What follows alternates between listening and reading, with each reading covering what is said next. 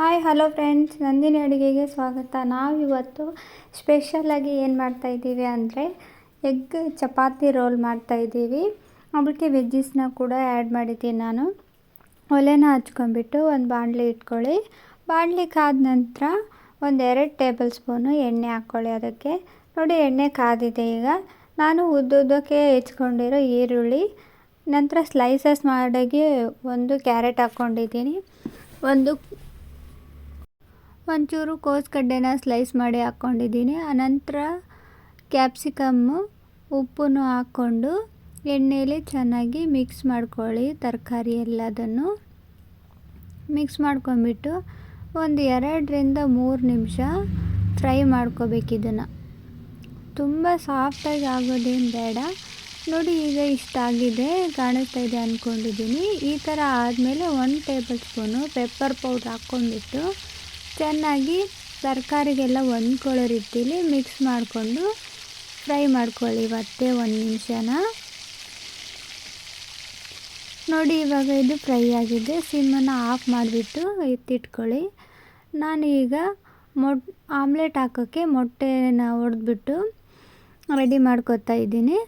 ನಾನು 3-4 ಮೊಟ್ಟೆನ ತೊಗೊಂಡಿದ್ದೀನಿ ನಾನಿಲ್ಲಿ.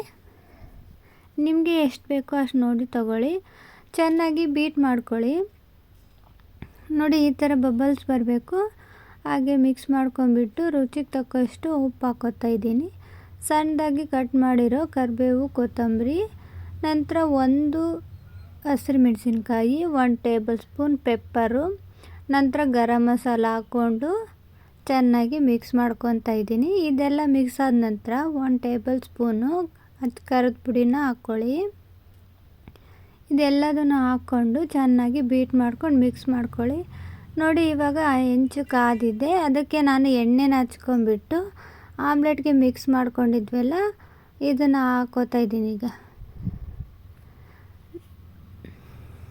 ನೋಡಿ, ಈ ಥರ ಹಾಕ್ಕೊಂಬಿಟ್ಟು ನಾನು ಮೊದಲೇ ಚಪಾತಿನ ರೆಡಿ ಮಾಡಿ ಇಟ್ಕೊಂಡಿದ್ದೀನಿ. ಅದೇ ಚಪಾತಿನ ಇದ್ರ ಮೇಲೆ ಹರಡ್ತಾಯಿದ್ದೀನಿ. ಇದನ್ನು ಹಾಕ್ಬಿಟ್ಟು ರೌಂಡಲ್ಲಿ ಎಣ್ಣೆನ ಹಾಕ್ಕೊಳ್ಳಿ. ಚೆನ್ನಾಗಿ ಆಮ್ಲೆಟ್ ಬೇಯುತ್ತೆ. ಆಮ್ಲೆಟು ಬೆಂದಾದಮೇಲೆ ಇದನ್ನು ತಿರ್ಸ್ಬಿಟ್ಟು ಹಾಕ್ಕೊಳ್ಳಿ. ಹಿಂಗೆ ಮೊದಲೇ ಫ್ರೈ ಮಾಡಿ ಇಟ್ಕೊಂಡಿದ್ವಲ್ಲ, ಆ ವೆಜ್ಜಿಸ್ನ ಇದ್ರ ಮೇಲ್ಗಡೆ ಹಾಕ್ಕೊಂಡು ಇದನ್ನು ರೋಲ್ ಮಾಡಬೇಕು. ನಿಮಗೆ ಬೇಕು ಅಂದರೆ ಇದಕ್ಕೆ ಟೊಮೊಟೊ ಸಾಸು, ನಂತರ ಇನ್ನೂ ಖಾರ ಬೇಕು ಅಂದರೆ ಚಿಲ್ಲಿ ಸಾಸನ್ನು ಆ್ಯಡ್ ಮಾಡ್ಕೊಂಬಿಟ್ಟು ನೋಡಿ, ಈ ಥರ ರೋಲ್ ಮಾಡ್ಕೋಬೇಕು. ಸೇಮ್ ಸ್ಟ್ರೀಟ್ ಸ್ಟೈಲಲ್ಲೇ ಕಾಣುತ್ತೆ. ನೋಡಿ, ಎಷ್ಟು ಚೆನ್ನಾಗಿ ಕಾಣಿಸ್ತಾ ಇದೆ. ನಾನು ಇನ್ನೂ ಒಂದನ್ನು ರೆಡಿ ಮಾಡ್ಕೋತಾ ಇದ್ದೀನಿ.